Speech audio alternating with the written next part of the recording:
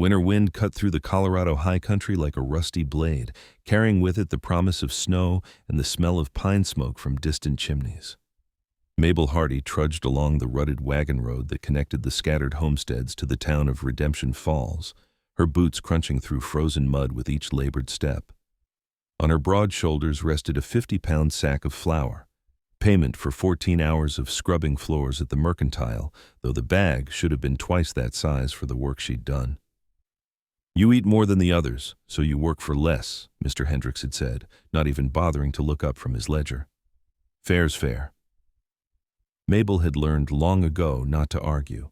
Arguments required energy she couldn't spare, and dignity was a luxury reserved for people the world found pleasing to look at. At 23 years old, she'd spent her entire life being reminded that her body was wrong. Too large, too soft, taking up too much space in a world that had no room for her.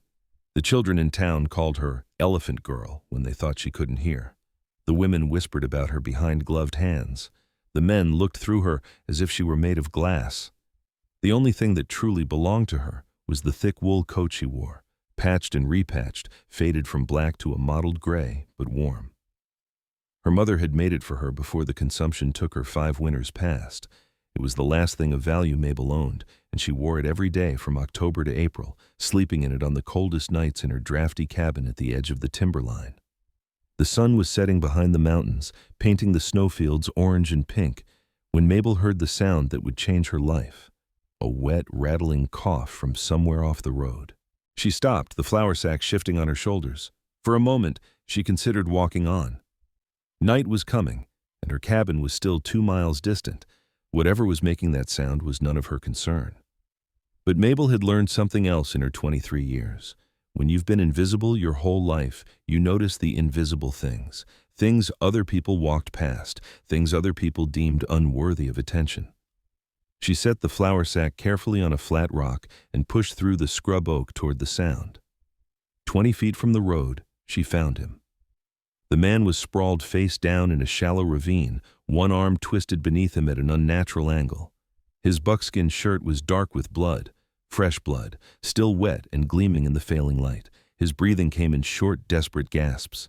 Even in the gathering darkness, Mabel could see the trail he'd left, a meandering path of disturbed earth and broken branches leading back toward the high country. He'd crawled a long way before collapsing here. She knelt beside him, her knees sinking into the cold earth. When she turned him gently onto his back, she recognized his face immediately. Everyone in the territory knew Elijah Briggs. They called him the Last Mountain Man, one of the old breed who'd trapped beaver in the Rockies before the fur trade died, who'd scouted for the army, who'd walked alone through Blackfeet country and come out alive. He was somewhere past 50, with a face like carved granite and eyes that had seen things most men couldn't imagine. The cowboys who drifted through Redemption Falls on cattle drives spoke his name with reverence. He'd pulled more than one greenhorn out of trouble, asked for nothing in return, and disappeared back into his high country cabin before thanks could be offered. Now he was dying in a ravine 2 miles from town, and from the hoofprints Mabel could see churned into the mud nearby, she understood why. Someone had ambushed him, multiple someones, from the look of it. They'd shot him, probably assumed he was dead, and ridden off. Briggs's eyes flickered open, unfocused. His lips moved, but no sound came out except that terrible rattling breath. Mabel could see 2 wounds, one in his shoulder, one in his side. The side wound was the bad one. Dark blood seeped steadily through his shirt. She looked back toward the road, toward town. Even if she ran, which she couldn't, not really, it would take an hour to fetch the doctor. Another hour back. Briggs would be dead long before then, frozen and bled out in this ravine where no one would find him until spring thaw. The wind picked up, and Mabel felt its teeth even through her coat. The temperature was dropping fast. She looked at Briggs, at his shredded shirt offering no protection at all, and she knew what she had to do. She'd known from the moment she found him, really. Known it? With the same certainty she knew she'd be cold and hungry and alone again come morning. Some things were just true, like the sun rising, like water running downhill, like Mabel Hardy not being the kind of person who could walk away from someone dying in the snow. Her fingers fumbled with the buttons of her coat, the only warm thing she owned, the last gift from her mother, the difference between surviving winter and not surviving winter. She got it open and off, and immediately the cold clamped down on her like a vice. She wore only a thin cotton dress beneath it, suitable for working indoors but worthless against the high country wind. She draped the coat over Briggs, tucking it around his shoulders as gently as she could. He was a big man, but the coat, sized for Mabel's frame, covered him well enough. His eyes opened again, and for just a second they focused on her face. She saw recognition there, or maybe just confusion. Then they closed again. Mabel knew she couldn't carry him.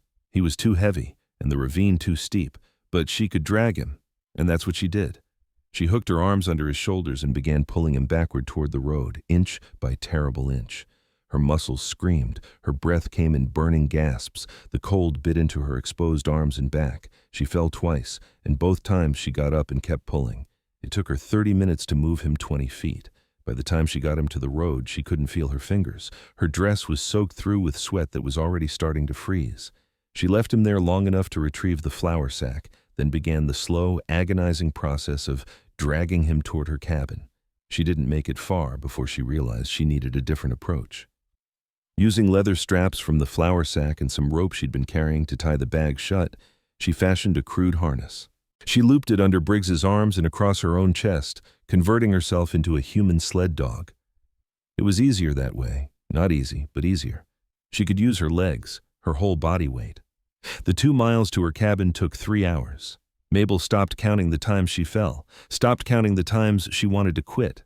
The cold had moved past pain into a kind of numb distance, which she knew was dangerous but couldn't do anything about.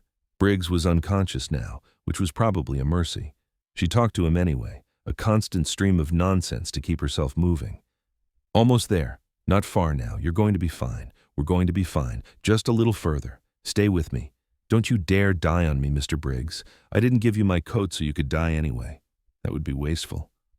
My mother didn't raise me to be wasteful. Her cabin appeared out of the darkness like a miracle. A tiny box of weathered pine logs with a roof that leaked, and a door that didn't quite close all the way, and a single window with oiled paper instead of glass. It was the smallest, poorest cabin in the territory, and right then it looked like a palace. Getting Briggs inside nearly finished her. The cabin had a single room with a dirt floor, a cast-iron stove in one corner, a narrow bed in another, and not much else. She dragged him to the bed and heaved him onto it with the last of her strength. He didn't wake. His breathing was shallow and fast. Mabel's whole body shook as she stuffed kindling into the stove with numb fingers. She'd been saving her wood carefully, rationing it through the winter because she couldn't afford to buy more and couldn't cut it herself. But there was no rationing tonight. She crammed in logs until the stove roared, until heat began to push back the deadly cold seeping through the walls. Only when the room was warming did she turn her attention to the wounds. She'd learned basic doctoring from her mother, who'd tended to half the homesteaders in the valley before the sickness took her. The knowledge had seemed useless after her mother died. No one wanted Mabel's help with anything, but she'd remembered it anyway, tucked away in her mind like a treasure. She heated water in her only pot and used it to carefully clean the blood from Briggs's wounds. The shoulder was bad but not fatal. The bullet had passed clean through. The side wound was worse. She could feel the bullet still lodged there, but she didn't dare try to remove it. That was beyond her skill, and she'd kill him for certain if she tried. What she could do was stop the bleeding. She had one nice dress, kept wrapped in paper under the bed, waiting for an occasion that never came. She took it out now and tore it into strips without hesitation. Using the cleanest strips, she packed the wounds and wrapped them tight. Briggs groaned, but didn't wake. For thread to stitch the shoulder wound, she unpicked the hem of her everyday dress, the one she was wearing. For a needle, she heated one of her mother's sewing needles in the stove flame until it glowed. Her stitches were clumsy, but they held. That was what mattered. By the time she finished, the cabin was warm, and Mabel was shaking so hard her teeth rattled. She realized she was still soaking wet, still freezing, still in danger herself. She stripped off the wet dress and huddled by the stove in her undergarments, feeding it logs until the shaking finally stopped. She made soup from the last of her beans and the flour she'd brought home, thinning it with water until it stretched far enough. When it was ready, she spooned it slowly into Briggs's mouth, tilting his head so he wouldn't choke. Most of it dribbled down his chin, but some went in. That would have to be enough. All through the night, Mabel tended him. She changed his bandages when they soaked through. She kept the fire going. She gave him water drop by drop. She talked to him, told him stories about nothing, about her mother, about the cabin, about the spotted horse she'd seen once that she thought was the most beautiful thing in the world. Dawn came gray and cold. Briggs was still alive, still breathing. Mabel counted that as a victory. She dozed off sitting on the floor beside the bed when a knock on the door jolted her awake.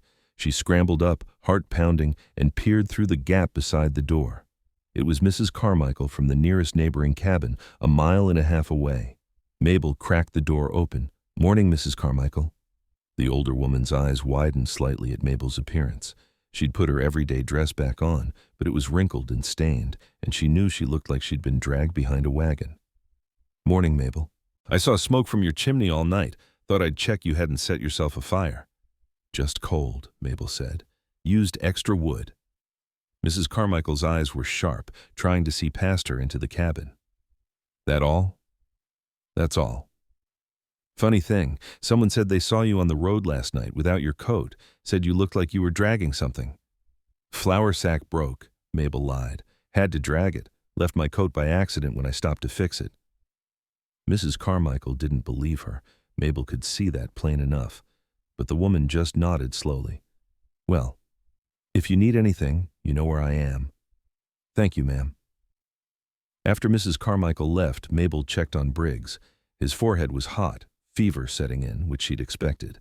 She had willow bark tea for that, the last of her supply. She brewed it strong and got him to swallow some. She needed to go into town, needed supplies, needed more bandages and medicine. But she couldn't leave him alone, and she couldn't take him with her, and she absolutely couldn't let anyone know he was here. Whoever had shot him might come looking, might finish the job. The day passed in a blur of worry and work. She rationed out the last of her food between them. She changed bandages and monitored the fever. She kept the fire going and prayed the wood would last. That evening, she answered another knock to find 3 boys from town, the Henley brothers, known troublemakers. They stood on her doorstep grinning, their eyes mean. "Hey, elephant girl," the oldest one said. "Heard you lost your coat. That true?" "None of your business," Mabel said. "Must have got too hot for you," the middle one snickered. "All that blubber keeping you warm." The youngest picked up a rock from the ground. "Maybe we should help you cool off." He threw it. Mabel jerked back, and the rock sailed past her head into the cabin. She heard it hit the far wall with a thunk. "Go away," she said, trying to keep her voice steady. They laughed and walked off, throwing rocks back over their shoulders at the cabin as they went. One broke through the paper window with a tearing sound. Mabel closed the door and leaned against it, breathing hard. Behind her, Briggs groaned. She went to him immediately. His eyes were open, truly open and focused for the first time. "Where?" His voice was like gravel. "My cabin. You were shot. I found you." He tried to sit up, gasped at the pain and fell back. His eyes found her face, then traveled around the tiny room, taking in the poverty of it, the cold draft coming through the broken window, the near-empty woodpile. "Your coat," he said. "You gave me your coat. You needed it more. You'll freeze. I'll manage." He closed his eyes, and she thought he'd slipped away again, but then he said, "Why?" Mabel had asked herself that question 100 times since last night. She still didn't have a good answer. "Couldn't leave you," she said simply. "Wouldn't be right." Over the next 2 days, Briggs improved. The fever broke. He was able to sit up and take solid food, the last of her supplies. She told him about the ambush, what she'd seen. He listened quietly, his face giving nothing away. "The Hackett brothers," he said finally. "Had a dispute with them over some trapping territory. Didn't think they'd have the stones to actually try it. Will they come here? Maybe. If they figure out I survived. If they can track me. Then you should stay inside, not show yourself." He looked at her for a long moment. "You know what you've done? Helping me puts you in danger too." "I know. You could have left me." "I know that too." On the 3rd morning, Briggs was able to stand with help. He walked slowly around the cabin, testing his strength. His shoulder was healing clean, but the side wound still worried Mabel. Without the bullet out, infection was a constant threat. "I need to go," he said. "Can't stay here putting you at risk. You're not strong enough." "I'm strong enough to ride. Barely, but enough." He paused. "Where's my horse?" I don't know. Wasn't there when I found you? He nodded, unsurprised. The Hacketts would have taken it.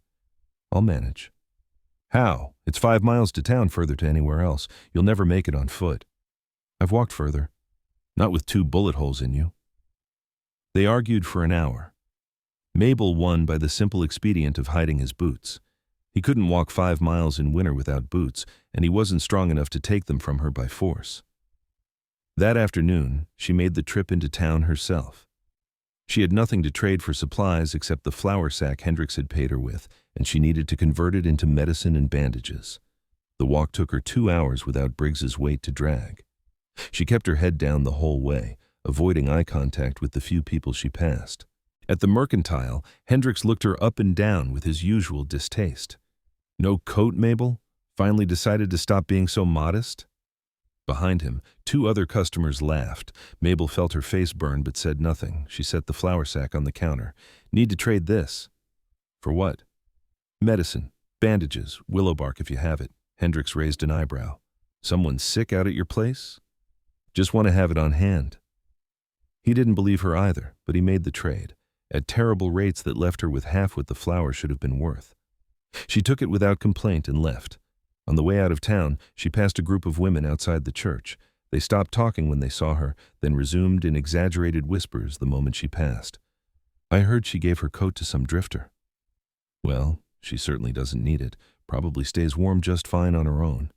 Can you imagine being that size? I'd die of shame. Mabel kept walking. She'd heard worse. She'd heard it all her life. Back at the cabin, she found Briggs sitting up, looking out the broken window toward the mountains. He'd somehow retrieved his boots. She'd hidden them under the wood pile, but apparently not well enough. I'm leaving tomorrow, he said without preamble. First light. Don't try to stop me. Will you at least tell me where you're going? North. Got a cabin in the high country. Be safe there until I heal proper. And then? Then I deal with the Hacketts. He turned to look at her. I need you to do something for me. What? Remember the exact location of this cabin. Remember it perfect. Can you do that? Why? Because I owe you a debt, Miss Hardy. A debt of honor. And I always pay my debts. You don't owe me anything. His eyes were hard as flint. Yes, I do. He left before dawn the next morning, moving slow but steady. Mabel stood in the doorway watching him go, her arms wrapped around herself against the cold. She was wearing 2 dresses now, one over the other, but they were poor substitutes for the coat she'd lost. He paused at the edge of the clearing and looked back. I'll remember, he said, though she hadn't asked.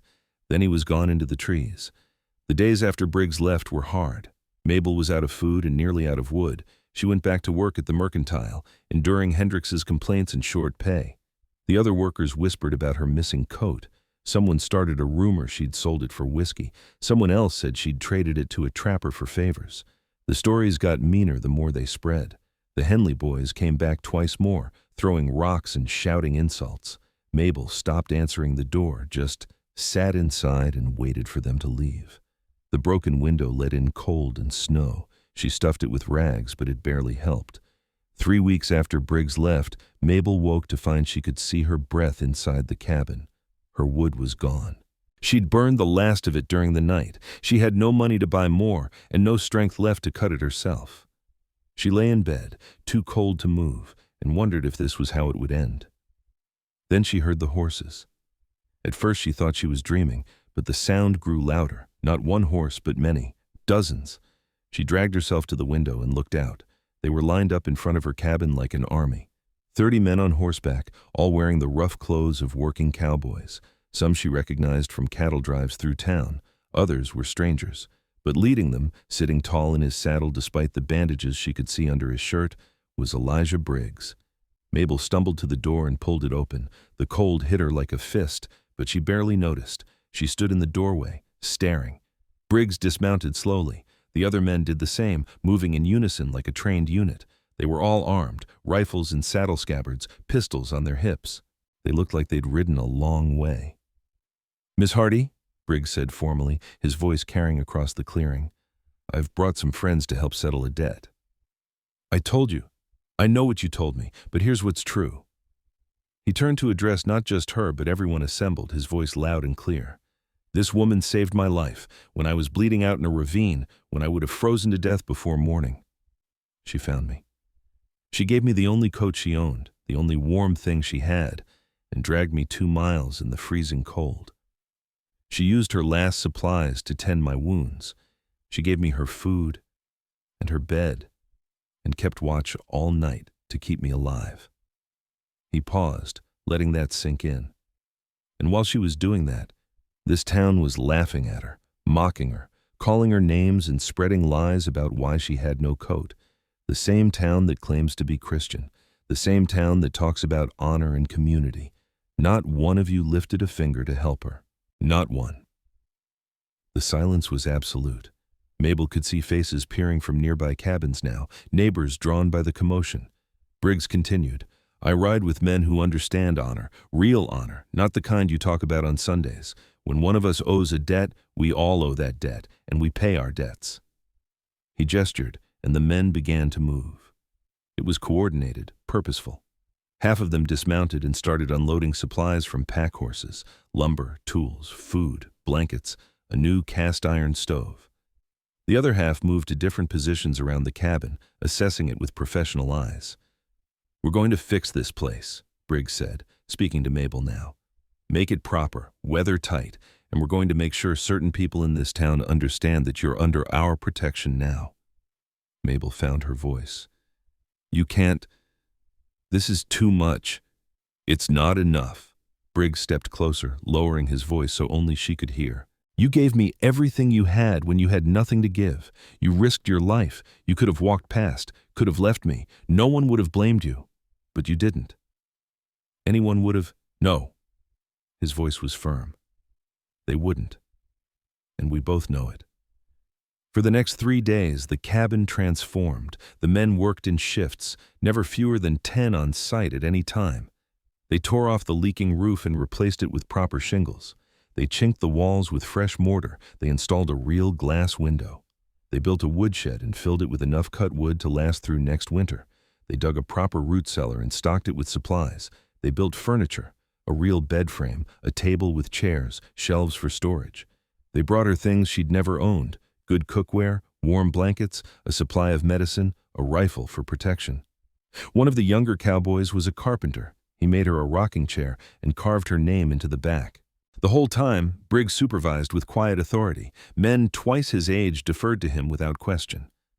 Mabel began to understand what she'd only glimpsed before. The mountain man might live alone, but he was the center of a web of loyalty that stretched across the territory. These men would ride through hell if he asked them to. But Briggs wasn't content with just fixing the cabin. On the 4th day, he and 15 of the cowboys rode into town. Mabel didn't go with them, but she heard about it later from Mrs. Carmichael, who showed up that afternoon with a basket of fresh bread and a new expression on her face, respect mixed with something like fear. You should have seen it, Mrs. Carmichael said, her voice hushed. They rode down Main Street like they owned it, stopped right in front of the Mercantile. Mr. Hendricks came out, and Briggs told him, loud enough for the whole street to hear, that he'd been cheating you on wages, had proof too. Had a ledger showing what he'd paid everyone else for the same work. Made him pay every penny he owed you, plus interest. Said if he ever shorted you again, they'd be back. She paused for breath. Then they went to the boarding house, found those Henley boys. Briggs didn't lay a hand on them, didn't need to, just stood there with all those armed men behind him and explained very clearly what would happen if they ever bothered you again. The boys near about wet themselves. Mrs. Carmichael set down the bread basket. I'm sorry, Mabel. I should have been a better neighbor. Should have helped you before now. I was wrong. After she left, Mabel sat in her new chair at her new table in her warm, draft-free cabin and cried. She cried for all the years of being invisible, for all the casual cruelties she'd endured, for the simple fact that it had taken 30 armed men to make people treat her like a human being. But she also cried with something like relief, because maybe, just maybe, things were going to be different now. On the 5th day, Briggs came alone. The cabin was finished. The men had ridden out that morning, leaving only him behind. He knocked on the door, the new solid door that actually closed properly, and waited for her to answer. When she opened it, he handed her a package wrapped in brown paper. for you." Inside was a coat. Not just any coat. A beautiful, heavy sheepskin coat with a wool lining, the kind that cost more than Mabel made in 6 months. It was sized for her, made to fit properly. She stared at it, unable to speak. "Found your old one," Briggs said. "Still had it with me when I left. Figured you'd want it back, but—" He gestured at the new coat. "This one's better. Keep them both." "I can't accept this." "Yes, you can." His voice was gentle but firm. "Miss Hardy, I need you to understand something. I've been trapping and scouting in these mountains for 30 years. I've seen men die for less noble reasons than greed or hatred, seen them die from simple carelessness or bad luck or being in the wrong place. But I never, not once, saw someone who had so little give away so much to save a stranger." He paused, choosing his words carefully. "What you did wasn't Christian charity or doing your duty. It was beyond that. You gave me your survival so I could have mine. That kind of thing. It changes how a man sees the world, changes what he owes." "You've already repaid." "No." He shook his head. "This isn't about balancing a ledger. This is about marking something, making it clear to everyone in this territory that you're not alone, that you're protected, that if anyone wrongs you, they wrong all of us." He pulled something from his pocket, a small leather token on a cord. "This is my mark. Every man in my company knows it. You wear this and you'll never want for help. Any town between here and Canada, you show that to the right people and doors will open." Mabel took it with shaking hands. It was a simple thing, just a piece of leather stamped with a mountain and a star, but she could feel the weight of what it represented. "I don't know what to say." "Don't have to say anything." Briggs smiled then, a rare expression that softened his granite features. "Just stay warm, Miss Hardy, and remember that the world's got more good in it than you might think. It just took you showing us first." He left then, mounting his horse and riding north toward the high country. Mabel stood in her doorway, her solid, well-built doorway in her weatherproof cabin, and watched him go. The winter was long, but for the first time in her life, Mabel was warm through all of it. The cabin held heat like a blessing. The woodshed never emptied. Every few weeks, she'd wake to find fresh-cut logs added to the pile, left by anonymous hands in the night. The people in town treated her differently now. Hendricks paid fair wages. The women at church included her in conversations. The sheriff tipped his hat when he saw her on the street. Some of it was genuine change of heart. Some was fear of the consequences if they didn't. Mabel decided she didn't much care which. The result was the same. She was visible now, respected, safe. More than that, she had hope. For the first time, she could imagine a future beyond just surviving, a future where she mattered, where her kindness was recognized, where she wasn't invisible anymore. Spring came eventually, as it always did. The snows melted and the high country opened up. Mabel planted a garden in the cleared space behind her cabin. She had seeds now, and tools, and the strength to use them. She worked the earth and thought about kindness and debt and the strange way the world sometimes balanced itself out. One morning in early May, she heard horses again. Just 2 this time. She looked out to see Briggs and a younger cowboy she recognized from the work crew. They dismounted, and the younger man carried a bundle of hides toward the cabin. "Trade goods," Briggs explained. "Figured you might want to start a business. These are premium pelts, worth good money in town, or you could have someone teach you to work them yourself. Your choice." "Why?" Mabel asked.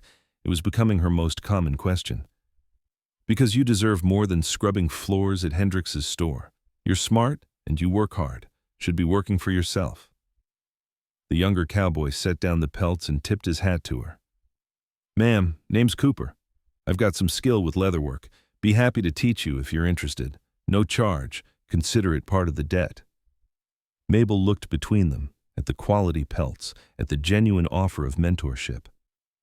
"I don't even know what to do with all this kindness," she admitted. "Sure you do," Briggs said. "You pass it on. That's what kindness is for." He was right, she realized.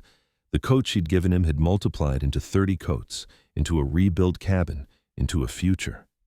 And now it could multiply again, spreading outward to others who needed it. "I'll learn," she said to Cooper, "and I'll teach others." "That's the spirit," Briggs smiled. World needs more people like you, Miss Hardy. People who give when they got nothing left to give. People who see past what's easy to what's right. They stayed for supper. Mabel cooked stew from her well-stocked pantry, served on proper dishes at her proper table. They ate and talked and laughed, and for the first time in her life, Mabel felt like she belonged. After they left, she stood outside in the warm spring air and looked at her cabin, her home, really home for the first time. The mountains rose behind it, still capped with snow, beautiful and severe. She thought about the girl who'd trudged along a frozen road 3 months ago, miserable and alone and convinced the world had no place for her. That girl had made a choice in a moment of crisis. She'd chosen kindness over survival, compassion over safety. And somehow, impossibly, the world had chosen her back. Mabel Hardy was still a large woman in a society that scorned large women. She was still poor by most measures. She still faced judgment and whispers, but she was no longer invisible. She was no longer alone. She was the woman who saved Elijah Briggs, the woman 30 cowboys had lined up to honor, the woman under the mountain man's protection. She was enough. And on the coldest nights, when wind howled down from the high country, she wore her new sheepskin coat and remembered. Sometimes all it takes is one act of genuine kindness to change everything, to be seen, to matter, to survive and then to thrive. The coat she'd given away had come back to her multiplied, warmer, stronger, better, just like her life, just like her hope.